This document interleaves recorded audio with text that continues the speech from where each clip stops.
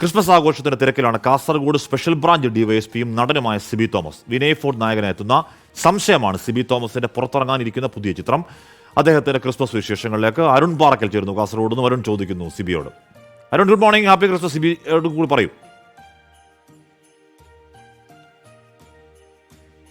Hashmi, good morning. നമുക്കൊപ്പം അതിഥി കൂടിയുണ്ട്.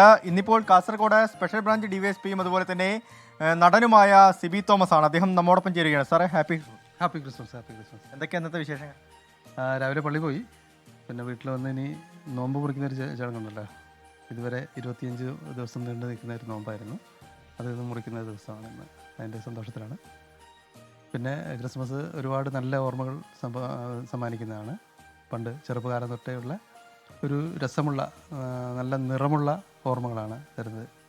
ചെറുപ്പത്തിലാണ് നമുക്കിപ്പോഴും ഏറ്റവും കൂടുതൽ ആസ്വദിക്കാൻ സാധിക്കുന്നത്. കാരണം നമുക്ക് കരോൾ സംഘത്തിനൊപ്പം യാത്ര ചെയ്ത് രാത്രിയിൽ പാട്ടുപാടി ഉല്ലസിച്ച് പോകുന്ന ആ ഒരു രസമുള്ള ഓർമ്മകൾ ഒരുപാടുണ്ട്. ഇന്നിപ്പം ഔദ്യോഗിക തിരക്കുകളും കൂടി ഉള്ളതുകൊണ്ട് അധികം ആഘോഷങ്ങളില്ല. ഇത് പുതിയൊരു സിനിമ കൂടി വരുന്നുണ്ട് അല്ലേ? വിനയ് ഫോർട്ടോട്. അതെ, സംശയം എന്നാണ് പേര്. വിനയ് ഫോർട്ടും ഷറഫുദ്ദീനും കൂടി അഭിനയിക്കുന്ന പടമാണ്. ഒരു കോമഡി ജോണറിലെ ഒരു പടമാണ്. രാജേഷ് രവി സംവിധാനം ചെയ്യുന്ന പടം. രസമുള്ള ഒരു പടമാണ്. അടുത്ത മാസം റിലീസ് ഉണ്ടാവും മിക്കവാറും. ഹാഷ്മി, ഒപ്പം സിബി സാർക്ക് വേറൊരു സന്തോഷം കൂടിയുണ്ട്. സിബി സാറിൻ്റെ മകൻ്റെ 17ാമത്തെ പിറന്നാളാണ്. നമ്മളിവിടെ എത്തിയതിന് ശേഷം കേക്കൊക്കെ മുറിച്ച് അതും ആഘോഷിച്ചു. എന്തായാലും സാർക്ക് ഔദ്യോഗികമായ തിരക്കുണ്ടെന്നാണ് അറിയിച്ചിരിക്കുന്നത്. അല്ല, അരുൺ പാറക്കലിന്റെയും സിബി സാറിന്റെയും ചട്ടങ്ങനെ ഒരുപോലെ അപ്പം പറഞ്ഞിട്ടാണോ? അല്ലല്ല, അത് യാദൃച്ഛികമായി സംഭവിച്ചതാ. ഓക്കെ അരുൺ.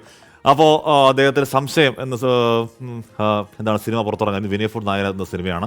അദ്ദേഹം നല്ല തിരക്കുള്ള സ്പെഷ്യൽ ബ്രാഞ്ച് ഡിവൈഎസ്പി ആണ്. അതിനിടയിൽ അദ്ദേഹം നല്ല ഗംഭീര നടനുമാണ്, നല്ല ഗംഭീര അഭിനേതാവുമാണ്.